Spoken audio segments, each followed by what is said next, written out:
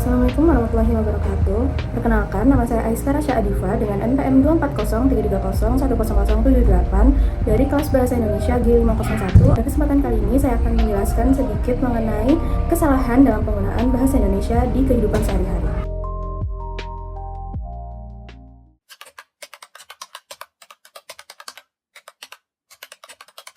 Pada kesempatan kali ini, kita akan membahas mengenai fenomena yang sering terjadi di sekitar kita bahkan tanpa kita sadari, yaitu kesalahan penulisan bahasa Indonesia dalam masyarakat.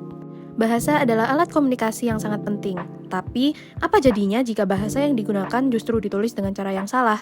Di berbagai tempat seperti media sosial, papan pengumuman, hingga produk komersial, kita sering menjumpai kesalahan-kesalahan penulisan bahasa Indonesia yang lucu, unik, atau bahkan membingungkan.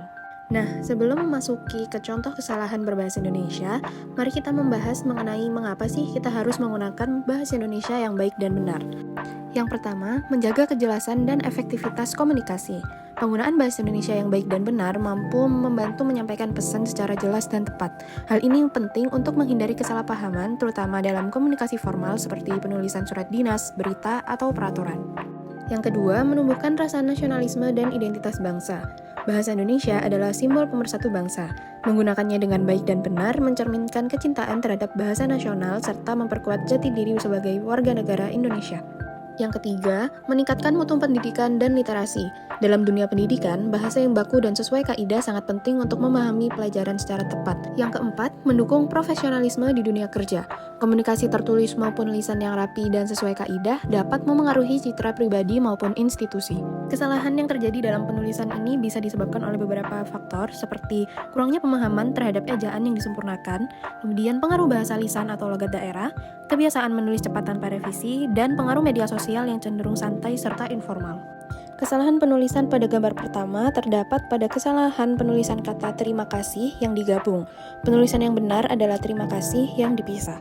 Kesalahan penulisan pada gambar yang kedua terdapat 3 kesalahan penulisan, yaitu yang pertama, foto studio yang seharusnya studio foto, karena penulisan foto menggunakan ejaan asing dan penyusunan frasa seharusnya meletakkan kata benda yang diterangkan terlebih dahulu, lalu dilanjut dengan kata yang menerangkan. Yang kedua, fotokopi yang merupakan serapan dari bahasa asing dapat disesuaikan menjadi fotokopi dengan penulisan digabung. Yang ketiga, penulisan pas foto yang merupakan bahasa serapan yang tidak sesuai ejaan bahasa Indonesia. Penulisan seharusnya pas foto tanpa T dan penulisannya digabung. Kesalahan penulisan pada gambar ketiga terdapat di penulisan ditutup tidak baku karena kata di yang menunjukkan bentuk pasif harus ditulis serangkai dengan kata kerja menjadi ditutup dengan penulisan digabung. Selanjutnya pada gambar keempat terdapat kesalahan penulisan ACCU seharusnya menjadi aki atau akumulator karena aki berasal dari bahasa asing yang belum diserap secara resmi sesuai kaidah bahasa Indonesia. Kemudian penulisan TLP spasi titik 2 merupakan singkatan tidak resmi dari kata telepon yang tidak sesuai dengan kaidah penyingkatan dalam bahasa Indonesia. Kemudian pada gambar kelima terdapat 2 kesalahan penulisan, yaitu penulisan signal yang seharusnya sinyal karena signal merupakan kata tidak baku atau bahasa serapan asing. Yang kedua adalah penulisan kata di sini yang digabung seharusnya dipisah karena sesuai dengan kaidah bahasa Indonesia menyatakan bahwa kata depan seperti di, ke, dan dari harus ditulis terpisah dari kata yang mengikutinya. Pada gambar ke-6 terdapat kesalahan penulisan kata handal yang merupakan penulisan tidak baku dari andal.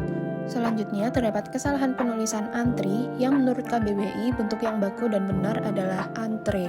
Kemudian pada gambar yang terakhir terdapat kesalahan penulisan kata suwir yang seharusnya menggunakan W yang memiliki arti mengoyak. Setelah melihat beberapa kesalahan penulisan kata tadi, apa sih yang bisa kita lakukan untuk memperbaikinya? Yang pertama, membiasakan diri membaca teks berbahasa Indonesia yang baik. Yang kedua, selalu mengecek ulang tulisan sebelum dipublikasikan. Yang ketiga, menggunakan Kamus Besar Bahasa Indonesia sebagai acuan. Dan yang terakhir, menemukan rasa cinta dan bangga terhadap bahasa sendiri. Nah, sekarang kita tahu kan, menulis dalam bahasa Indonesia itu bukan sekadar soal kata, tapi soal jati diri bangsa. Jangan biarkan kesalahan kecil membuat makna jadi keliru.